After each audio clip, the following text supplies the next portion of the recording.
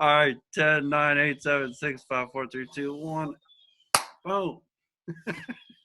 Hi, everyone. Welcome to Get a Word In with me, your host, Josh Wagner, where we'll be connecting with friends from different locations and vocations, discussing yesterday, today, and beyond.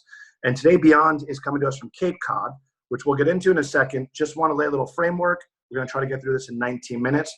We have segments we'll bang through, fast, upbeat, getting some quick stories back and forth. And with no further ado, here is my dinner table introduction to our next guest. I will say that this man is a writer, musician, traveler, incredible storyteller, and a man who is always living and loving it. This is Garrett Dutton, a.k.a. G-Love, and I must add, just added to his clan. Him and his beautiful wife, Kelsey, just introduced another Garrett to the world 3 months ago. Boy, congratulations, G. It's great to have you here. Dude, thanks, Josh, and thanks for having me and for the lovely dinner table introduction. I can't wait for a real one at a real dinner. Hell yeah, man. Hell yeah. So real quick, I'd like to just verify our friendship. How long have we known each other? Last time we saw each other? Yeah, about 10 years. And right, Dan, yeah, you've always been the sweetest guy, the most consummate host. For a guy like me showing up, trying to get in, you always make me feel welcome. Thank you very much. And so we've been hanging. I've been enjoying, your events. You've helped me out by booking me at least once, and thinking about booking me other times, hopefully. And so it's just been a nice friendship. And so I appreciate you, man. Doors and arms always open, G. Always, man. Always. Great to see you, right? Yeah, all right, let's get this going. We're going to start the clock 19 minutes, and let's see if you can get a word in with me. So we got rapid fire to start off, right? Okay. Have any idea about these questions? When was the last time you changed a dirty diaper? 2 days ago. You wrote your first song. Look at that face. You wrote your first song in 9th grade. In your career, how many songs ballpark do you think you've written? I'm going to have to say maybe 2,000. Oh, my God. Okay. What is the accolade you are most proud of receiving? I think when our first self-titled record went gold after, 15 years of touring on it, it sold basically 1,000 records a week for, over 10 years. And so finally, I think it's sold about 800,000 copies. That's amazing. All right. If you could be quarantined for an indefinite amount of time, who is your perpetual jam buddy? Ooh, damn. Wow. Oh, that's really tough. I mean, part of me want to say Brendan O'Hara because he's my homeboy and he's from South Florida, and I saw him and you the last time I was down there.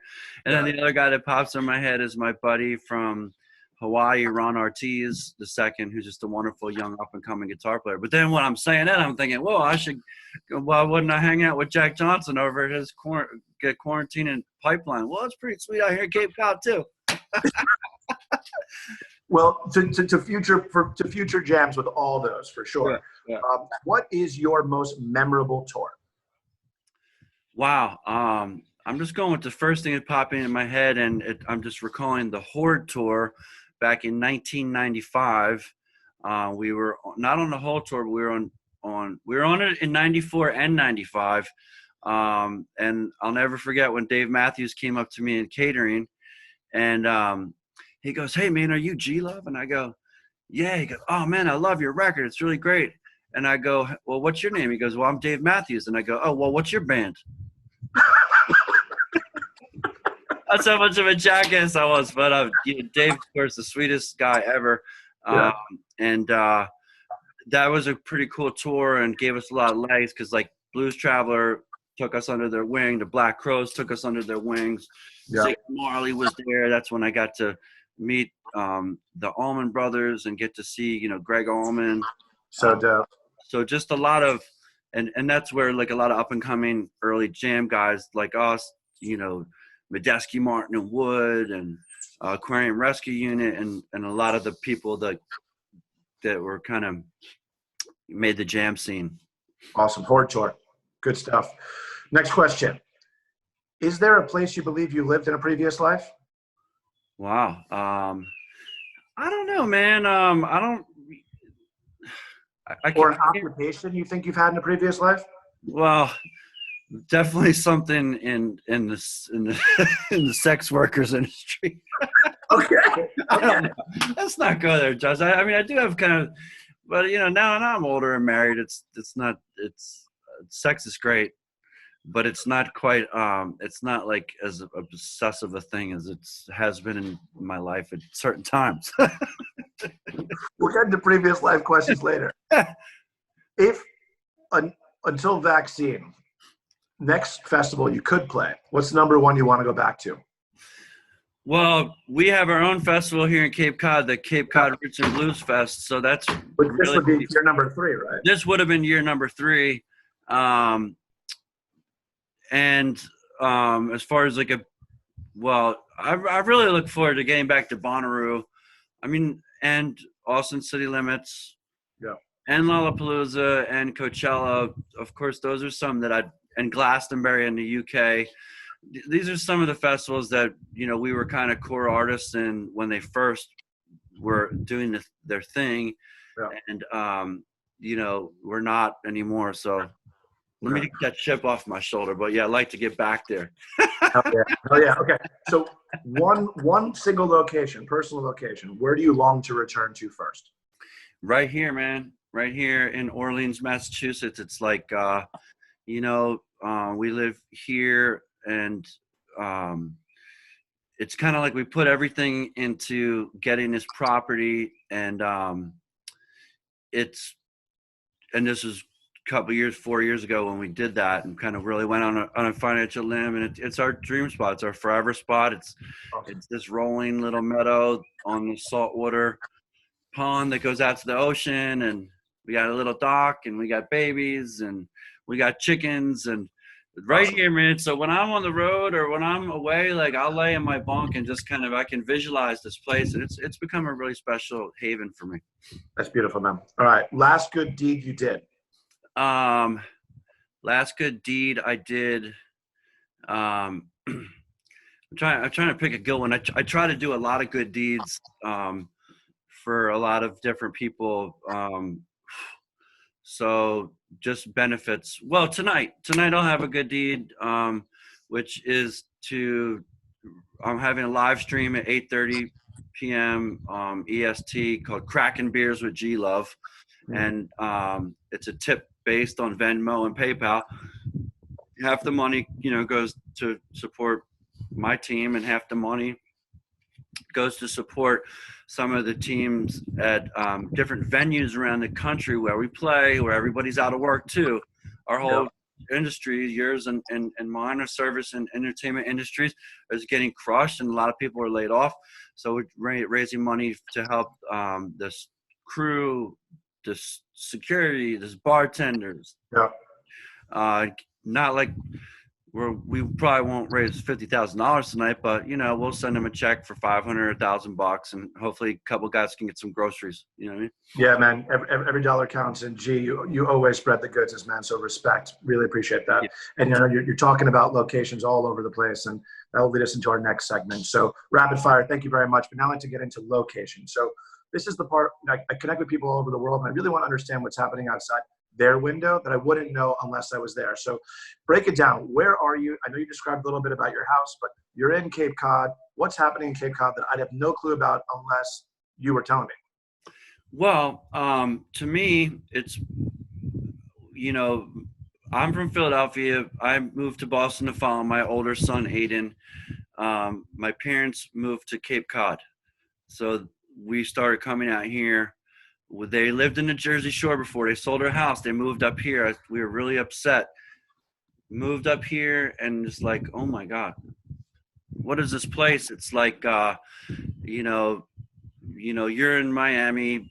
You have a lot of friends that maybe go to the Hamptons. Well, this is like the Hamptons, but like it's beautiful because it's not as many people. It's like where the forest meets the ocean.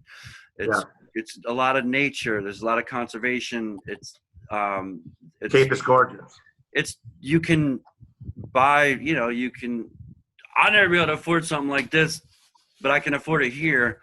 Yeah. It's like a kept secret. I don't know, man. It's just crazy because there's this lot of waterfront land around here that is kind of like available and within reach.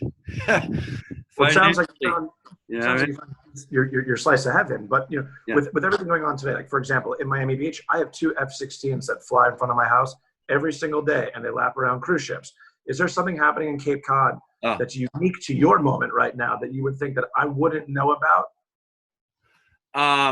well, um, we're not getting out much. We're Yeah. staying very isolated. We are attempting to live off the land as much as possible, which is feasible down here because we can go dig clams. Um, we can go pick oysters. We can go pick mussels. The fish are starting to come in. We have a tuna that we caught last summer that we're still eating. We would be eating it anyway, but now it's like, wow, good thing we got this. So we're living off the land. It's pretty slow down here. The thing that's happening is that a lot of people have second homes up here. So Yeah. a lot of the locals, which is now us, we're getting upset because people were coming out from New York and Boston and other cities where the virus was Coming from. look around. But other than that, it's a pretty manageable place, and it doesn't sound as dramatic as being in a big city right now. So it's I quiet can living. tell you, you're the first friend I've spoken to. Besides having a garden in the backyard, like I got to add in my introduction next time that you're a hunter and gatherer, which is amazing because you're living a self-sustainable life, which says a lot about people's locations. People can't do that in cities right now. Right. If you have the opportunity to live off the land, that's really amazing. So thank you for sharing that. So next one we're moving on to is if you honestly are one of the hardest working men in showbiz that I know, and this is definitely the longest you've ever been in one place your entire life by a long shot. If this wasn't happening in the world right now, where would you have been? How many different cities would you have been in the Oh, past? I think I would have been hitting you up because I think I would be in Japan right now where you just came back from, and I was gonna, use your tap into your vast social network and probably end up going to some really cool place on my night off. Yeah, man. So would you have been in Japan right now? I would. Yes, actually I would be. I think I would have just be landing and maybe be playing this weekend Oh my God, in dude, Tokyo. bro, that trip will come, and when you make that trip, I'm getting on a plane and I'm joining you, and I'll take you out to my favorite spots in Tokyo. All right. Yeah, I mean, yeah. So but I would have finished my tour, and then I would have been home for a week and a half or so. I would have come down to New York to play a show for the Grammy Museum, like a kind of seminar for kids or whatever, and then and then we were going to Japan, and we'd be cranking. We got a record out right now, so we're full. We were in full steam, like in the middle of our big, kind of bread and butter tours of the year, and also on a record release campaign. So everything, you know. It keeps turning, man. All right. So next segment I'd like to get into is yesterday, today, and beyond, where we'll address a subject that is in your expertise. What it looked like for you a year ago, what it means today, and what you think it'll be beyond. First topic I want to drop on you. What does touring mean to you now? What was it to you yesterday, today, and where is it in the future? Touring. Touring's been my absolute life since I started my career when I was 21 years old. Our record dropped, and I've been on the road ever since. I'm 47, so I spend about 250 days on the road a year, and have done so for over 25 years. So it's literally everything is based around the tour, from all of our finances to all of our friends, and certainly our craft and our art and our business. So it's everything. What is it now? It's nothing. Or it's online. I'm still finding a way to reach people with my music online now. and the connectivity is stronger than ever. I think this is really good for that. And then what do I see it as the future? This is the big question for people in our industry. What is it going to be in the future? Well, there's a famous club I just found out yesterday in San Francisco called Slim's. It's a famous venue. It's been there forever. That's closing down. That just closed its doors permanently. So there's going to be a lot of places that we've played that will not come back from this. There's going to be bands that don't come back from this. I hope I'm not one of them. There's everything's going to change. We don't know what social gatherings are going to look like in 2 months, in 6 months, in 2 years, and what people's appetite's going to be, or what if they have money. So we don't know. So the one thing I've realized is that the touring industry, the music industry, is we can do it because we're in American, or we're Europe. If there's no wars going on, there's no famine. We live in a relatively stable place where people can do things like arts and music. And this is the first time you can't have people social gather, then you have no show. Yep. So let's talk about other forms of expression. Another thing for yesterday, today, and beyond. How do you feel about sustainability and art? Well, sustainability we kind of touched on. We're trying to just be as, like I said, living off the land as much as possible. On that note, we got 12 chickens. I've been home for the month. I planted, 40 asparagus kerms and rhubarb and peas, carrots, lettuce, spinach, kale, potatoes, onions, shallots, garlic. Like, we're going to have and plum trees, peach trees, apple trees, pear trees. We got a full, working little produce farm here. And that's something that is just a real joy for me. So that's and then, like I said, the working the tides and working the ocean for proteins and stuff. So that's really cool. And what was the second part? That's a sustainability. Arts. Oh, art, yeah. And well, me, I am a musician. I do a little painting, and more importantly, and that's just mostly because I'm a fan and a collector of art. And that's the last time I saw you was down for Art Basel. We snuck down for just a night to go enjoy the visual arts. I worry about my artist friends. Certainly, I don't have any money right now to buy art. And there's been talk of selling some pieces, which, I hope I never have to do. So I think the arts are really in trouble. And like I said, they require stability, and they require financial stability to flourish in a culture. So we're going to have to see how this shakes out. And I hope that, I wonder, because I think about some of my artist friends, well, I'm sure they are producing right now, but no one's buying. And if you're already a starving artist before this, now you could be in real trouble. And unfortunately, a lot of the arts get overlooked when it comes time to helping people, because these are people that live on the fringe of society, right? Yeah, man. So they're getting overlooked.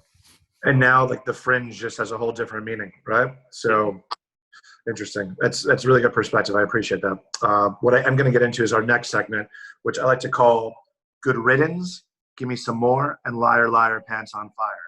I'm going to ask you first, Good Riddance, is there something in your life that this moment has made you completely get rid of, that you want to continue without, or something out there that's just shedding some negative energy on you that you just disagree with? So what would you like to say good riddance to?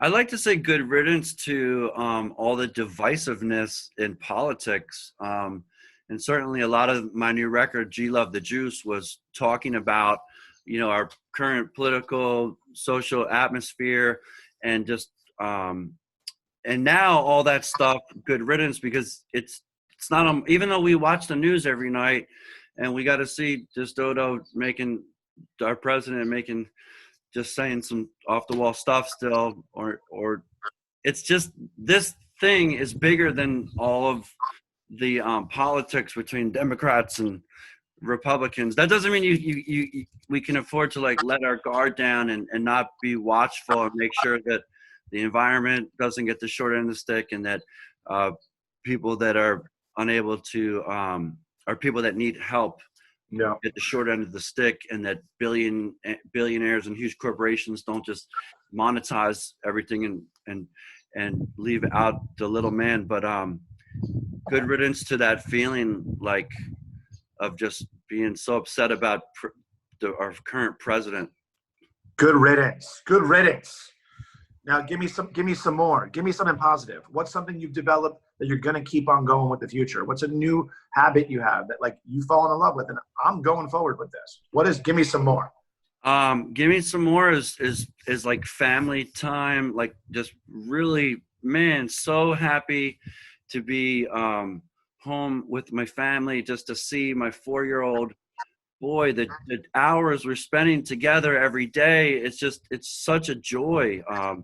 You know, my older son, 18, who's 18, is going to master. He's hunkered with his mom in Boston. Yeah. It was already great to be in a stable relationship, to get married and not have, the courts tell me when I can and can't see my kid, but just to be able to be here for my family. This is really important. And it's making me think, well, maybe I don't want to be on the road as much as I've been. And what are some of the positive things? Like I mentioned the guitar lessons earlier and the live streams. I'm finding ways to do this thing here from my house. I think some of these things can continue. Why can't I do the guitar lessons on the road? You know what I'm saying? Yeah. Yeah. I'm going to go outside while this guy's on. All right. So you have a liar, pants on fire. Is there something that you're sharing with the world that's like, it's just not really happening? Wait, say it again. So I got a lot of friends, liar, pants on fire. Like I wake up and I meditate for an hour and I've read 3 books this week. Cool. What are the titles? What were they about? No, you weren't. You were sitting on the couch. Something, like okay, it's. So what have I been talking shit about? Yeah, man. I mean, I wish I had some. You know what? This was a question I didn't think I could ask you because you are staying so busy and so positive and doing so many great things. Yeah. I mean, everything I'm doing, I'm doing it. So I can't really. I'm not. Yeah. No, I don't have that. All right. Perfect. I mean, yeah. All right. We're almost there. We're at 20 minutes. So we got one more send off for you. I like to end it with saying to have the guests get a word in. So a mantra, a philosophy, an expression you like to share with everybody. This is a moment for Garrett to say, get your word in. What's your word, Jay? Just connect, just making connections. And I think this, especially, knowing the world that we both live in, sometimes it can be somewhat vapid and based around some things that don't really matter. All the things like, look, we all like to party. We all been at the best parties in the world and, chase the prettiest girls and everything else. And, all that stuff, that doesn't really matter. Not only is it not happening right now, but so I think, again, digging deep right now. This is the time to dig deep. This is the time to learn something new. This is the time to meditate. This is the time to read those 3 books. It's time to be creative. It's time to make real connections, to see, wow, okay, now I know, like, those are my real friends, to connect, to reconnect with some people that you lost touch with. The most valuable asset we have right now, many of us, is time. This is something that has been in short supply in all of our lives until this moment. Yeah. So be thankful for that. Yeah, man. Well, G, it's great to connect with you, and thank you for getting a word in with me and sending love to your family and everyone up on the Cape, man. Tons of respect. And, after 25 plus years on the road and having all this time at home, I can't wait to watch your future creations because you've always been giving it to everybody. And any way you do give it on the road or at home is going to be so rewarding for all of us. So keep doing you, man, and tons of respect and love. And thanks for getting the word in, Jake. I can't wait to get that hug in person, man. Thanks, Josh. Yeah. Love to everybody. Don't forget to hit record. All right, man. Seriously. Okay. I'll speak to you soon. Thanks, Jake. All right, peace. Bye.